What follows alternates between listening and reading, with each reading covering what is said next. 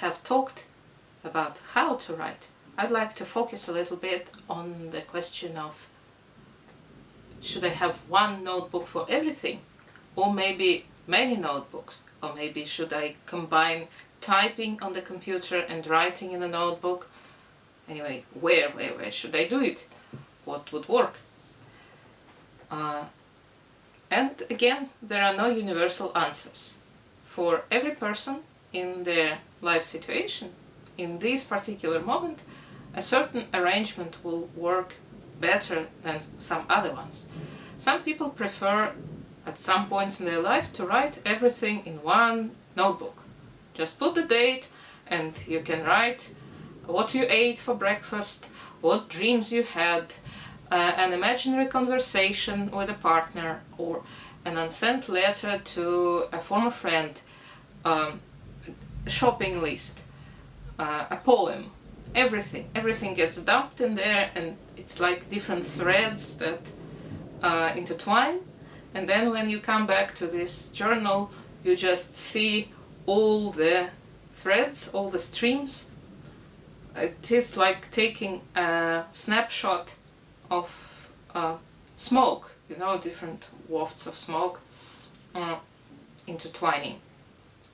But for some people, at certain moments in their lives, this is too messy. They would prefer to streamline different processes into different notebooks, and this is completely okay. You can have many notebooks at once. Nobody forbids you to do it.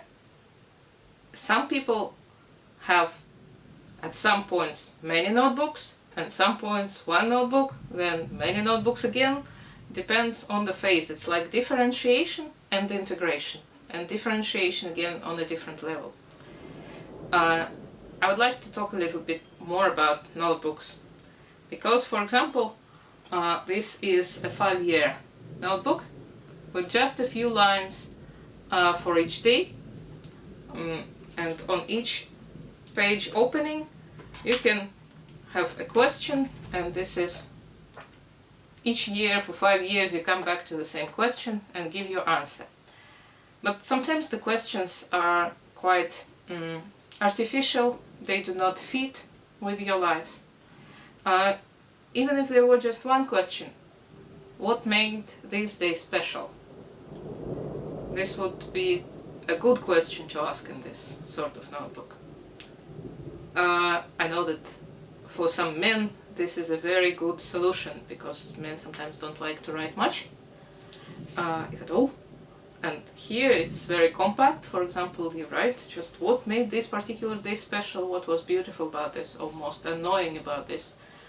And then, especially if you have recurring events that happen on the same day or plus or minus every year, like mother's birthday or something like that, you can trace how different was your reaction to this event, or Christmas, year after year. Or maybe you would want to leave this notebook as a legacy of your life to your children or grandchildren. Sometimes it is very important. Some people like to name their journals, give them a name, and actually the name will define to a certain extent what a person will write inside of the journal and how they will do it. So it's very important when you're choosing a notebook for you, if it has something printed on the cover. Choose it so it would fit your mood, your intent for using this journal. For example, this one says, "Enjoy the world gently, enjoy the world gently. If the world is spoiled, no one can repair it. Enjoy the world gently." So it's for some kind of reflection, and it gives a message. This one is more action oriented. Just says, "Make it happen." So I used it more for action plans, for to-do lists, for project descriptions, and something that you put in the someday maybe box. This is a the name of this one speaks of intent and change. So it's starting today. It's a good mood to be in the starting mode, but also the continuing mode is also important. This one is my favorite. I'm still learning. Because if you call your notebook, for example, the bitter fruit of knowledge, you will get bitter fruit. But if you call it the sweet fruit of knowledge, that will be a completely different story. So why would we want to diversify the notebooks, and what would be useful to put apart from each other? For example, some people use notebooks, some people use applications in their smartphones, but now we speak about notebooks for life tracking. So they have all the quantified self parameters, like how much did they sleep, how well they slept, what was their blood pressure when they woke up, what was their weight, what they ate, how much water they drink, how many steps they walked, did they do any self-care procedures, what medication they took, everything. So they can trace it, track it, and then see what are the independent variables that influence the dependent variables. So, for example, if the person can ask themselves, what really helps me to rest, relax, distress, recover? And by this sort of observation, they could see that, for example, after having a massage, they sleep much better. And they feel much more alive the next few days. And nothing else works with the same intensity. Or maybe when they went and had a swim, or maybe when they meditated for 20 minutes instead of 5. For every person it is different, and you never know until you try. So this position of self-research, self-experimentation, it is very, very fruitful, but you need to approach it from this consistent scientific point of view, so you need to keep a research journal. From time to time, so usually if you do it, it's very convenient to choose a notebook with dotted pages, because you can do anything with it. You can do graphs, you can do spreadsheets, you can do just text, doodling, whatnot. There is a whole system of journaling for life tracking, and combined with to-do lists, that's called bullet journal. And this is very versatile because you can adapt. It's not the pre-printed pages, but you draw your own as you need them. So it's very, very flexible and very, very versatile. And I know people who use this as sort of art therapy, because just the sheer act of drawing lines, coloring something in there, and doodling and doing the lettering, some people make it very artistic. So it's like an art therapy activity for them.